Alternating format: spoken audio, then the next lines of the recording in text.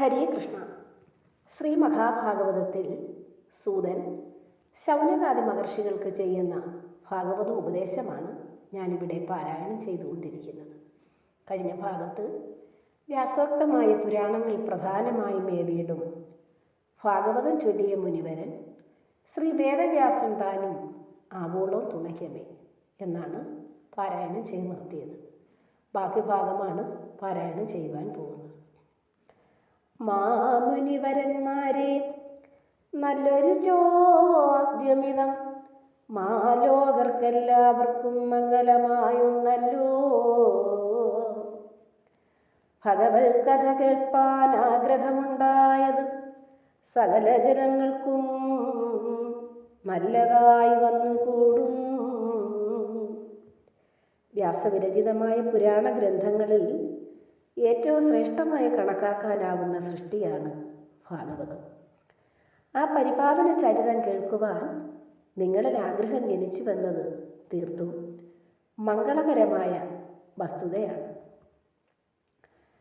മർത്യനായി പിറക്കിലോ മാധവൻ തങ്കലേറ്റം ഭക്തിയുണ്ടാക വേണം, അല്ലായിൽ വൃഥാഫലം.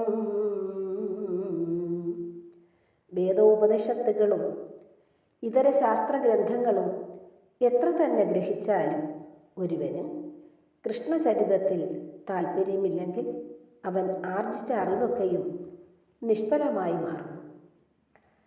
ജ്ഞാനവും വൈരാഗ്യവും ഉണ്ടായി മനസ്സിങ്കൽ ആനന്ദമുണ്ടാകണം, എങ്കിലിന്നിതേ നല്ലു. വിധിച്ച വണ്ണം തന്നെ കർമ്മങ്ങൾ ചെയ്തിടിലും മധുദേശിയിൽ ഭക്തിയില്ലായിൽ ഫലം വരാം. ഹരികൃഷ്ണ.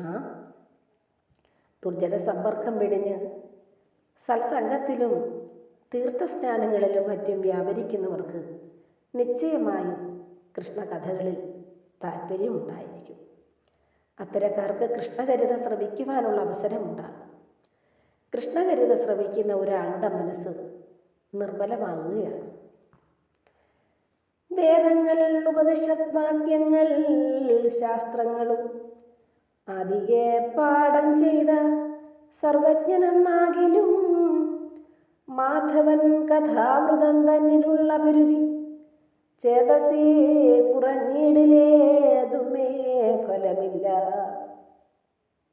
ആ മനസ്സ് സാക്ഷാൽ ഭഗവാന്റെ ഗേഹമായി മാറുന്നതാണ്. ഭഗവാന്റെ ചരണങ്ങളെ